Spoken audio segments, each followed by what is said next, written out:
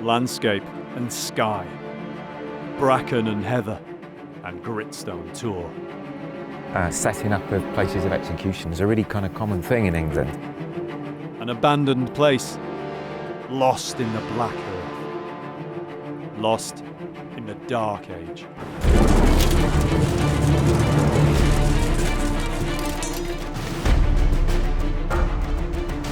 Flipping heck. This is miles. From the ancient world to the medieval, can any trace remain? An earth rampart, a cold stone wall, a frontier fortress, or a folly? The mystery of Carl Wark. The medieval world, the 5th to the 15th century. Tim Sutherland is one of Britain's most experienced archaeologists. He and a team of specialists try to understand medieval life by exploring the realm of the medieval dead. We have a classic view of the storybook medieval life. We don't hear the stories about the common man trying to keep his family alive. Archaeologically speaking, we can now focus in on the medieval dead people. You couldn't help almost look through their eyes thinking, what did they see? How did they die?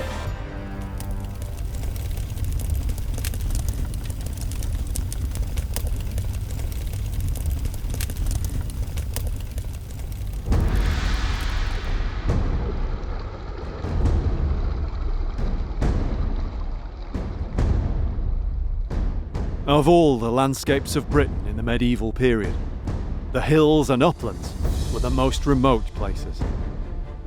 From Cornwall to Scotland, the great moors, fells or heaths reached for scores of miles, dividing the more populated areas like inland seas. Few people lived there, fewer still travelled through them. Forbidding and dangerous, they were lands at the periphery of society, the home of robbers and bandits, or worse. The uplands were places of folklore and superstition, places that were unknown, uncomprehended, and to be feared. Tombs and burial mounds, standing stones and henges, castles and hill forts, uplands like the north of England and the Peak District.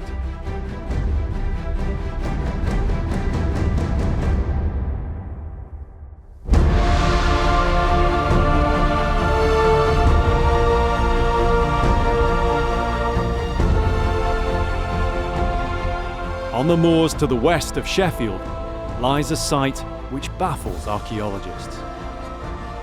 Carl Wark is said by some to be like no other place in Britain.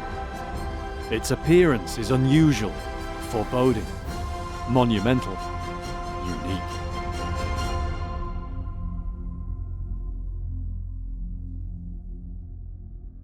It's known as a hill fort, an enclosed outcrop looking out over the Hathersage and Burbage moors. But it's a fort which doesn't seem to belong to any one period in history. When it was made, or who made it, and why, is all unknown. It's even possible it's not a fort at all. Was it for refuge, or ritual? A fortress, or a burial place? Very little is known for sure. Surprisingly, for a site of its impressive size, hardly any archaeology has been carried out there. The most commonly heard theory about Carl Wark's origin is that it's a hill fort which dates to the very earliest part of the Middle Ages.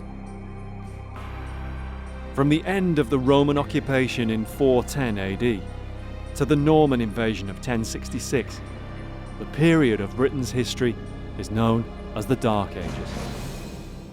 It's called the Dark Ages for all sorts of reasons. The main one really is the lack of sort of written evidence that we have from the earliest part of the post-Roman period.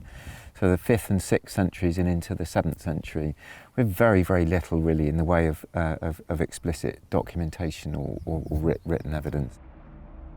But this perception began to change through the late 20th century, after a series of startling archaeological discoveries. Perhaps the best known of these was Sutton Hoo in East Anglia, with its stunning finds from a great 7th century ship burial. Things like the Sutton Hoo ship burial really turned people's minds around to thinking of this not just as a sort of a decline in social terms following the Roman setup, but actually see it as a kind of like a re-emergence of what then eventually becomes the unified kingdom of England by the 10th century.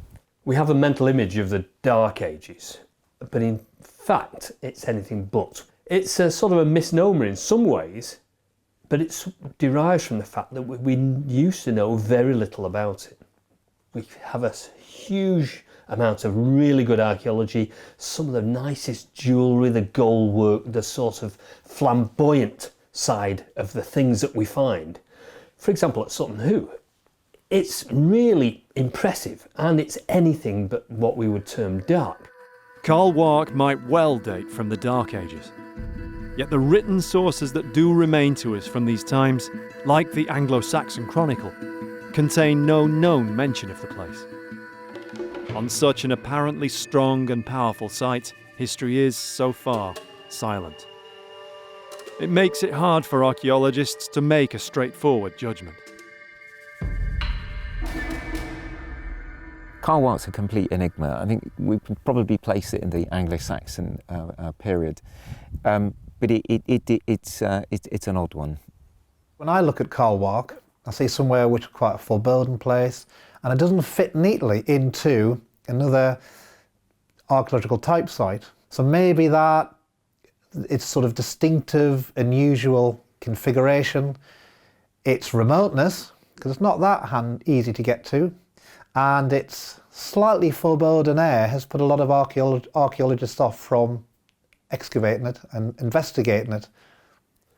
The mystery of Carl Wark is something that's clearly engaged people's minds and thoughts for a long time. It doesn't fit into any known pattern, and so it becomes impossible to fix it in time, specifically, or in a culture, specifically. We just simply don't know who made it and when it was done, or why it was done. So that, to me, is the mystery of Carl Wark.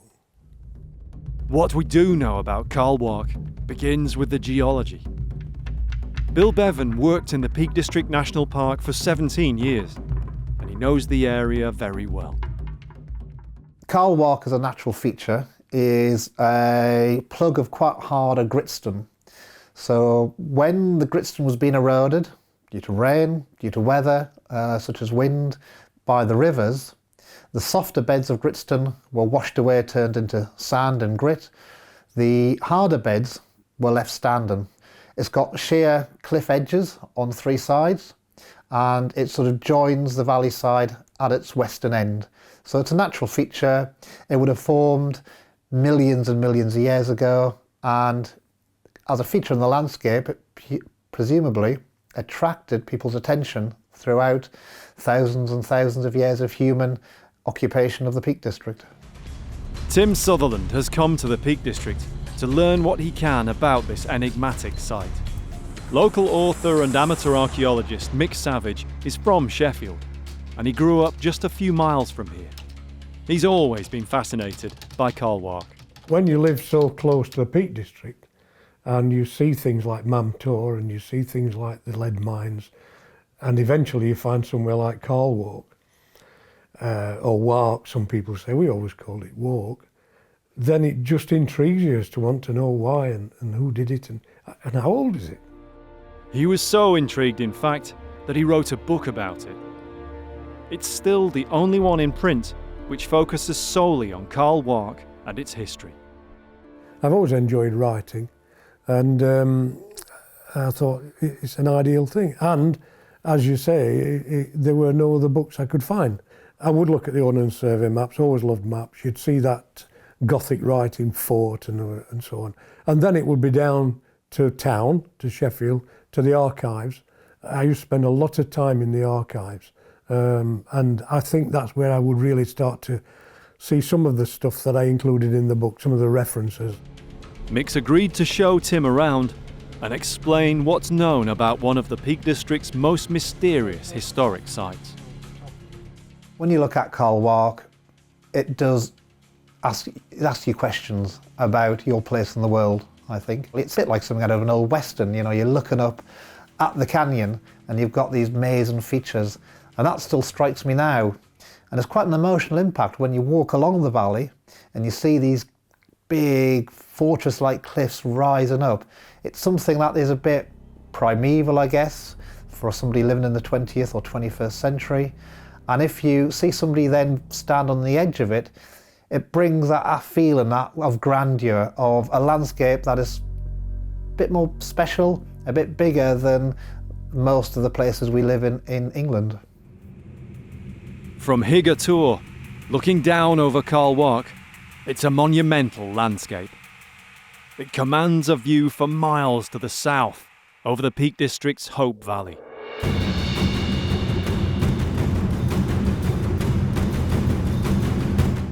And from the south, Carl Wark and Higa Tor dominate the northern skyline. So you start to see now the general size of it, its height. It's certainly got more of a scale to it when you come up from underneath it like this. It's certainly a strong position, if Carl Wark's purpose truly was as a defensive fort. It sits atop a spur off the hanging valley beneath Higa Tor. The natural steep slope bounds it on 3 sides, and on the 4th is Carl Wark's most striking feature. A 40-metre stone rampart, banked with turf 8 metres deep. Made of boulders hewn from the very gritstone on which Carl Wark sits. The wall would have been taller when it was built, a formidable defence which bars access to the natural plateau beyond. So it's, especially this place, I mean, this is nearly 3 metres tall. I mean, It it's is. not a little wall, is it? No, not by any means. And who knows where the original ground surface is here. Could be a metre down. Yeah. With a build-up here Yeah. of the soil and the turf. Shall we go and look at the entrance? Excellent. Thanks. The entrance is defended by 2 large semicircular bastions, like the barbican of a medieval castle. Inside there's a level area, the only obvious part of Carl Wark where its conceivable buildings might once have stood. The rest of the interior is a maze of large earth-fast boulders, with seemingly little room for buildings, at least along the lines of conventional huts or roundhouses. An obvious place for a stronghold, yet with no features to tie it to any one era. It could have been made in prehistoric times, the Roman era, or the Middle Ages. It's an archaeological mystery that Mick has pondered for many years. To local people living in Sheffield and the area around here, once you start to talk about something like Carl Wark, say, yeah, it's always puzzled me, but doesn't it say it's Iron Age? Yes, it does on a plaque, but that doesn't mean that it really is.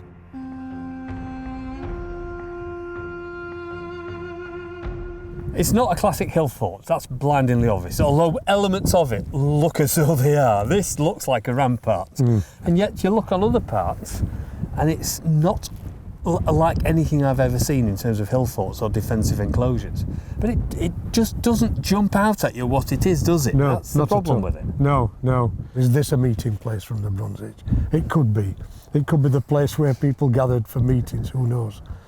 So then you step forward in time and you come into the Iron Age, which is what this tended to be thought to be, because Iron Age equals hill fort. We've looked at the features, it's got a few of them. You've already said it's not got all of them.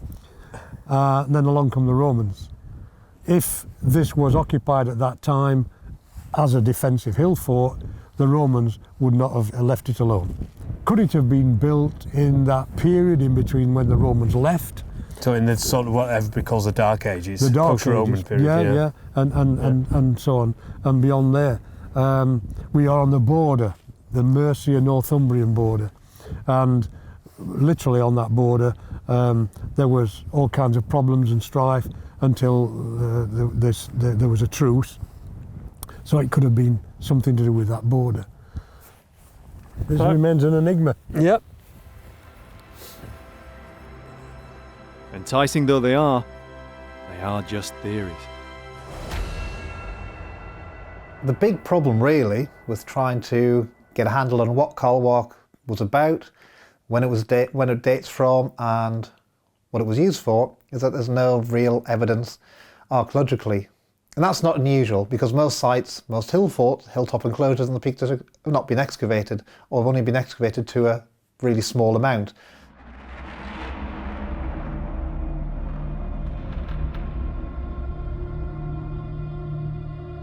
When we look at Carl Wark and we try and say, well, it's going to be one period or another, it was a hill fort or it was a refuge or a ceremonial, we're really starting from a blank canvas. And anybody who tries to say it was one thing or the other is really speculating. It is a real enigma, basically. Nothing has ever been found here to give even a vague historical date as to when it was built, nor even its use for any purpose at all beyond the last few centuries.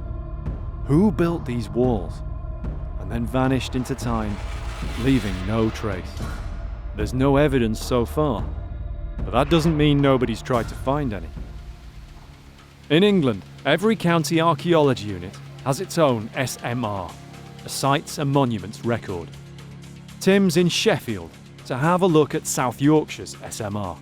He's heard it contains details of some archaeological work carried out at Carl Wark many years ago.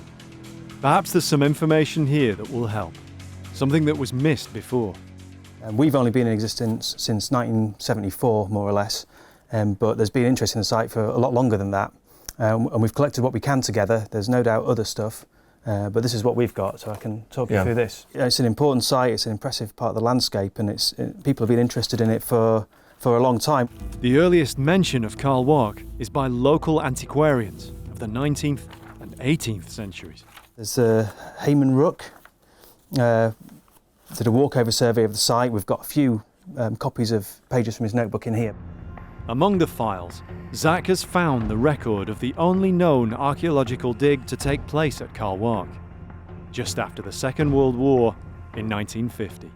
In 1950, a chap called Simpson put a trench through the turf wall. I've got the diagram in here. All right, yeah. Which is what you want to know, is how what's the wall and the rampart made of? So he says it's basically turf and stone revetment. There's no report from Simpson's dig, no record of anything he found in the way of artifacts, just the illustrations of where he dug, his trenches, which oddly changed direction.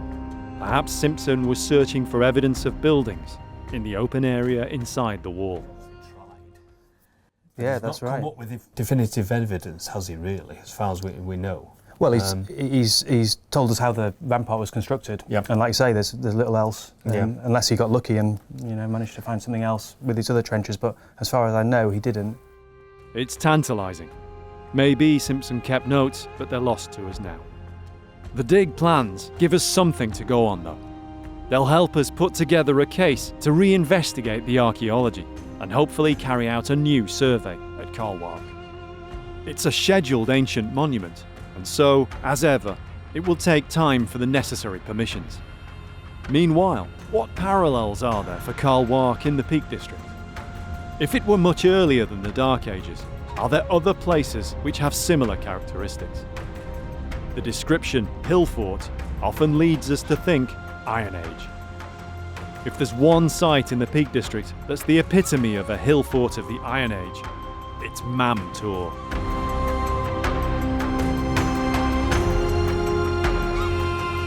It's just 10 miles from Carl Wark, but a world away in scale and design. The deep banks and ditches enclose a hilltop fortress over 1,000 metres in circumference. Many platforms have been found, and there were perhaps dozens of buildings here once, enough to house a large population in safety during times of crisis. Carl Wark is completely different to Mam Tor. Most Iron Age hill forts, quite big sites. They've got evidence for occupation inside them. They're an enclosed settlement of some sort. People were enclosing them either because they had to defend their settlement due to warfare, a bit like the nuclear deterrent of the time, or it was about status. They're shown off. You know, whoever's the leader of that tribe, the chieftain or whatever, can mobilise lots of people to build some big ramparts, some big banks and ditches. That's saying, look, I'm fairly boss, I can control all these people. You know, I'm an important man, you don't mess with me. Carl Wark has the feeling of something more workmanlike, more improvised, and there's no known spring or well, so it probably couldn't have supported a large population for long. Mam Tor, in the Peak District, not far away, as we said, is built around a spring. So if that's the interpretation of hill forts, defended settlement, you'd be quite happy living on Mam Tor. You've got your water supply. That doesn't happen with Carl Wark. So that really questions, can it be a hill fort in the normal sense of an Iron Age hill fort? There are other sites in the Peak District with walled enclosures that might not be hill forts as such. Gardham's Edge, a few miles away near Baslow, has been dated to the Bronze Age, but what the walls enclosed is unknown. Perhaps it was for some ritual or ceremonial purpose. The problem with this and other sites in the peaks is the same. Where are the dead? These acidic soils rot anything organic.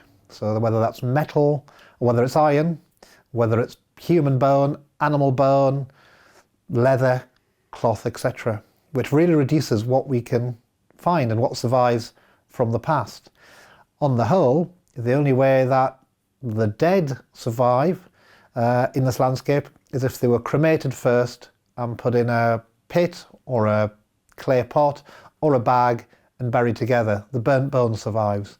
But otherwise, human internment in the form of skeletons just leaves no trace. Within a number of decades, those bones have just completely rotted away. If people were buried within Carl Wark's enclosure, probably very little will now remain. Now there's a chance to build on what's known so far. We've been granted permission to go ahead with new work. It's the first at Carl Wark for more than half a century. By now the seasons have turned, so although the site isn't exactly remote, it's not easy to access. Everything has to be carried in on foot. The fast-flowing Burbage Brook and the steep, boggy terrain of the approaches demonstrate the strength of Carl Wark's position. It's maybe another reason why few people have done much archaeology here. It's hard going to get all the kit onto site, but it's worth the effort to see the view. Wow. Flipping heck. I can see for miles. The gap in the weather won't last long. They have to get the survey going. No one has ever attempted geophysics at Carl Wark, so it's a real first. The survey is aimed mainly at the area immediately within the stone rampart. It seems the most likely area where we might be able to find traces where buildings once stood. What Simpson was presumably looking for with his snaking trenches in 1950. And as part of the survey, we'll try to locate exactly where these trenches were. There are various factors to take into account. The depth of the soil here is unknown, and there are obviously a lot of boulders above and below the surface, so the rock may affect the magnetic signal. They'll use several techniques, along with the standard magnetometer. Emma tests the magnetic susceptibility, or mag-sus, of selected areas. This measures the soil's potential to become magnetised by, say, burning, so it can help identify possible hearths or rubbish fires. To cover wider areas more quickly, Chris uses the large aerial EM31. Not easy in driving wind on Carl Wark's exposed plateau. With such a short time on site, it will help him cover the ground. At the same time, we'll carry out a photogrammetry survey using an aerial drone. From this, we'll hopefully create a 3D terrain model of Carl Wark. It's the first time for this as well. It's a lot to get done, and Carl Wark can be an unforgiving place when the weather closes in.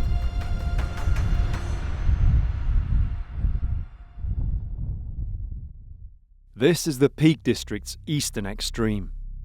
Carl Wark is a sentinel on the edge of the hills. This is border country. It may have always had some importance because of its proximity to this border zone, which goes back at least to Roman or late Iron Age times. But whether as a fort, settlement, meeting place, or sacred place, we can't tell.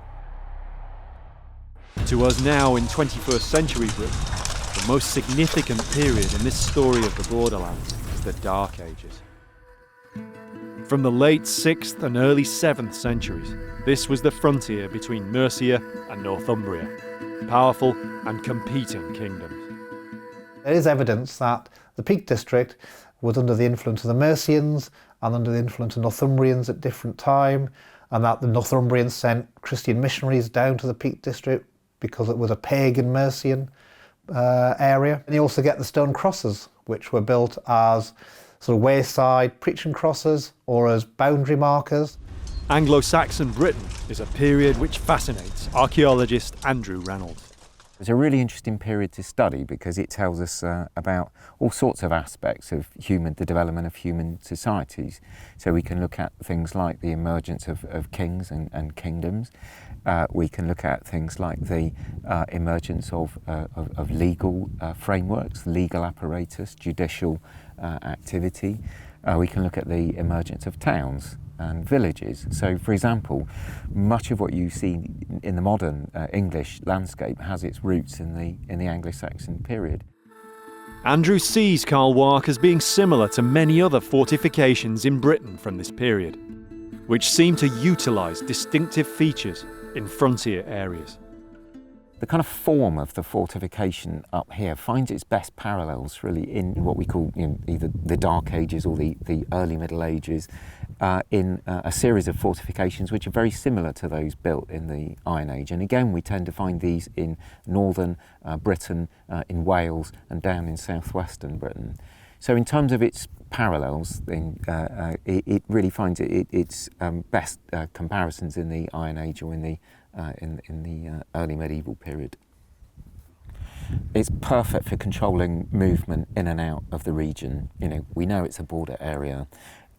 It marks this sort of a very, very marked transition in the nature of the landscape. The geology changes, the soil types change, the vegetation changes, and given the nature of the topography, there are only a few ways that you can safely or easily traverse this landscape.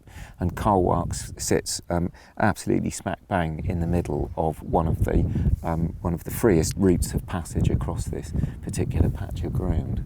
Wherever people travel across borders, you find powerful expressions of state-like institutions. The main roads which today enter the peaks near Carl Wark are all relatively recent. The now disused Houndkirk Road was an 18th century road from Sheffield. So this is the routeway into Sheffield from here, 7 miles away. It probably followed the line of earlier routes, which must have passed near Carl Wark since at least Roman times. See, one of the things that you'd expect in a region like this, if you're crossing from one kingdom into another, is a gallows. And from the 7th and 8th centuries AD, you find setting up of places of execution is a really kind of common thing in England. It makes you fully aware that you're passing from one political territory into another.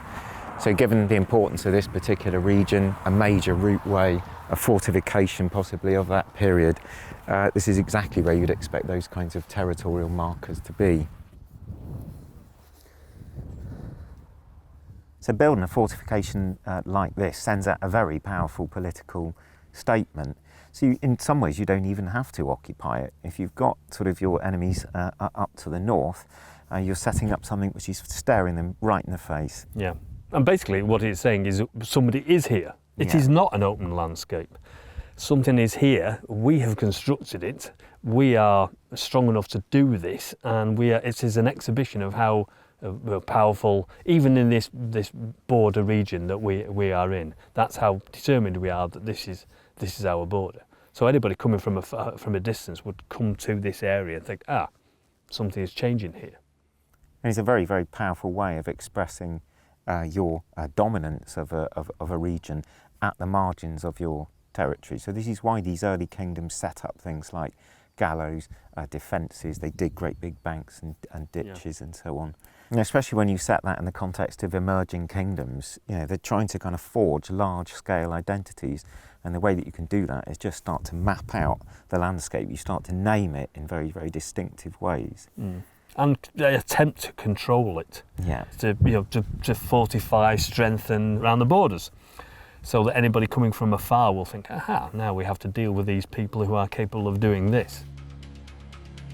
By now, the results of the survey are ready.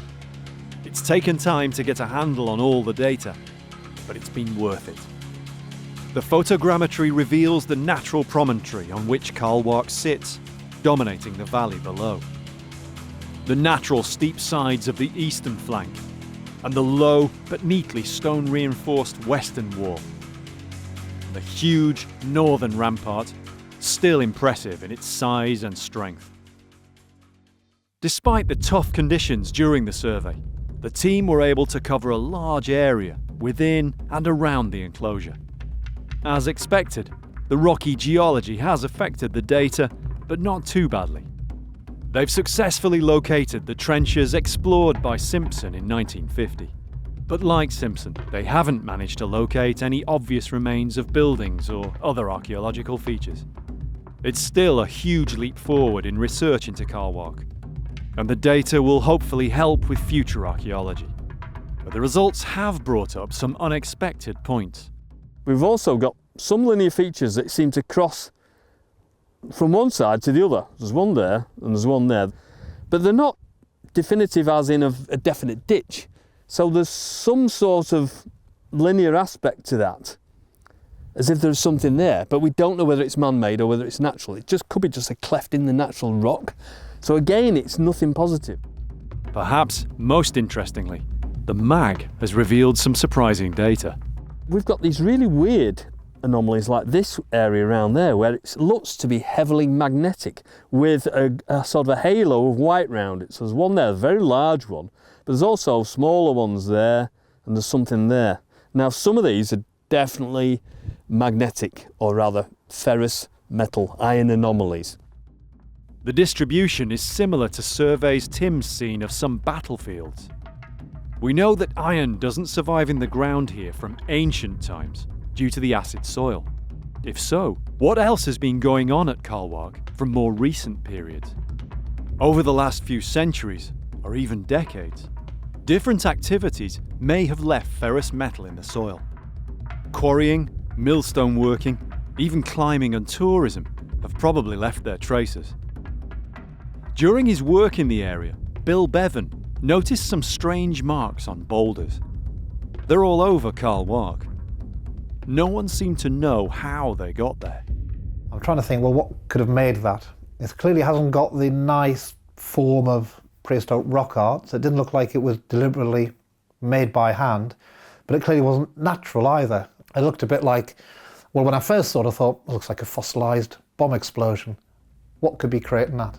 When he interviewed older people from the area, Bill found out what had gone on here on the moors around 70 years before. The whole area had been a training ground for the army in the Second World War. One of the guys I spoke to had trained in the area, and he talked about firing mortars from Burbage Rocks towards Carl Wark. What they would do, they would try and target a big earth-fast boulder and try and hit that with the mortars. And that's when it struck me that these are the scars of a mortar shell explosion.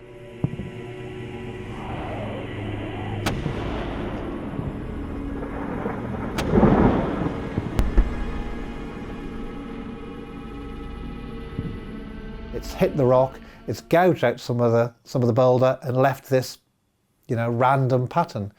And when I realised that, everything started to fit into place.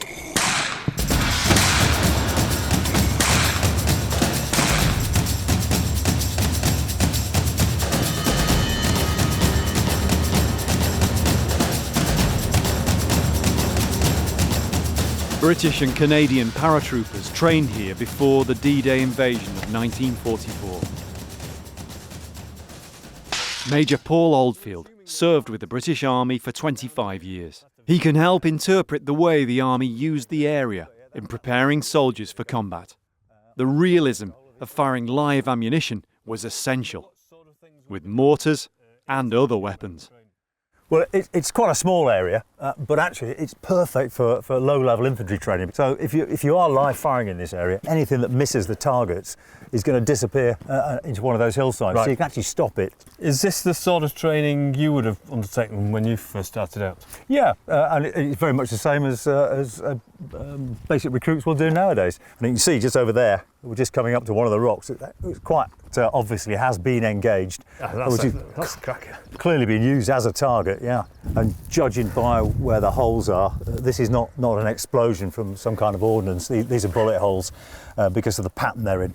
So looking at where these strikes are, if you look the other way, Tim, and then work out where the fire came from, well, there's all sorts of possibilities. You've got the near ridge here, probably about 150, 200 metres away. But on the other side of the track, of course, you've got that long spur running up to Carl Wark. That's probably 500, plus the one beyond it. And of course, the wide open ground to the left of the road there.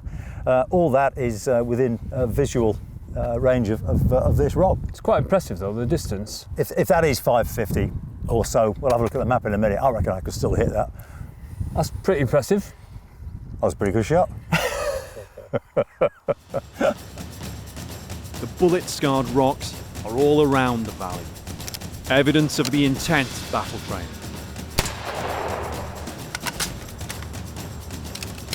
The whole area was one big shooting range.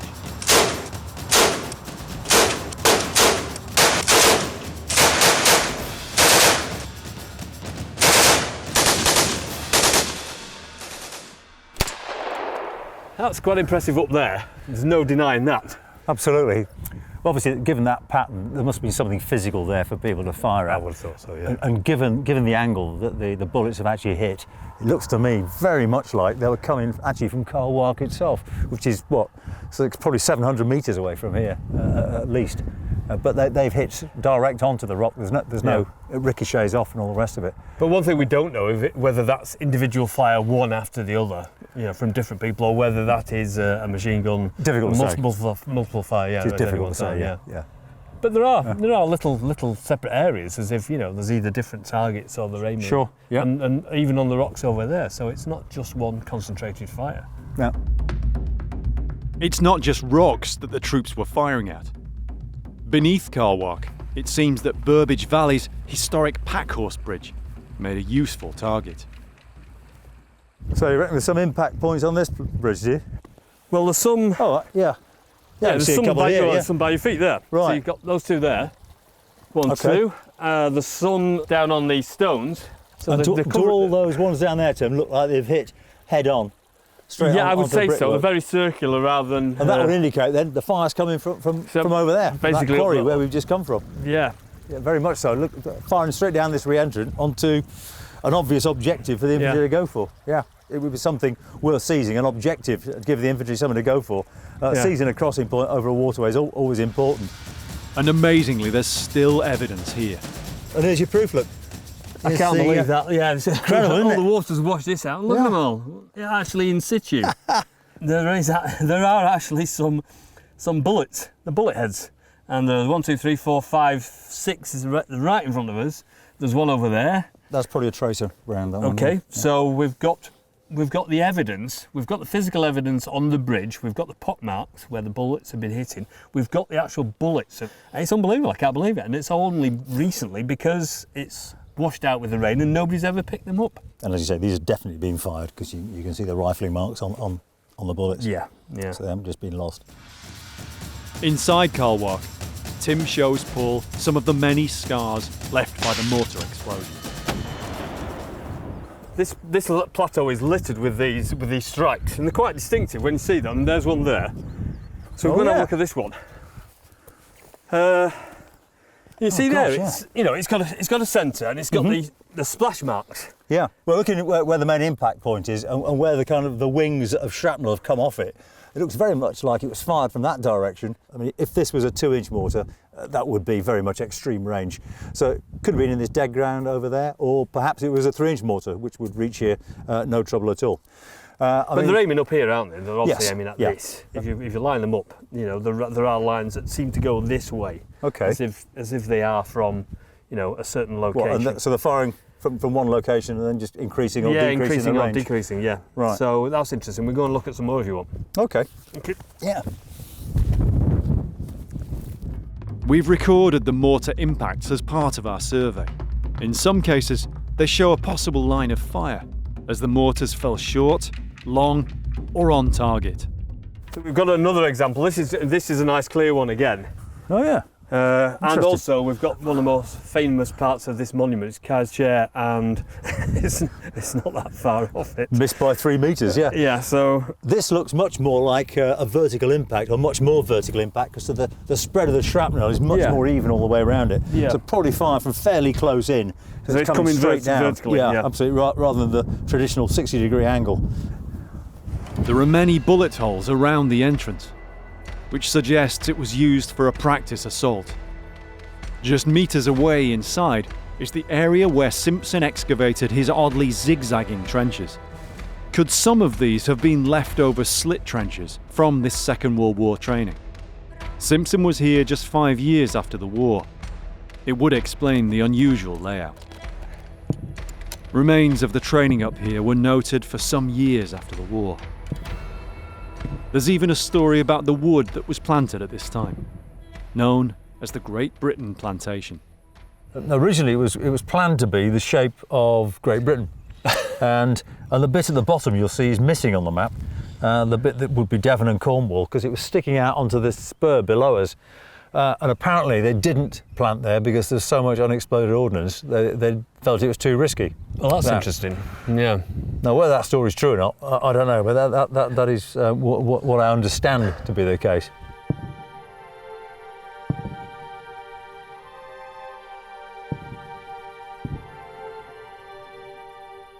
From the recent past to time immemorial, soldiers have passed in the shadow of Carl Wark. But whether any fought or died here across the defences, no one knows. The place, its origin, and its purpose retain, across the centuries, a cloak of silence. There's no doubt, though, Carl Wark sat astride a frontier for many years, and between many tribes and kingdoms.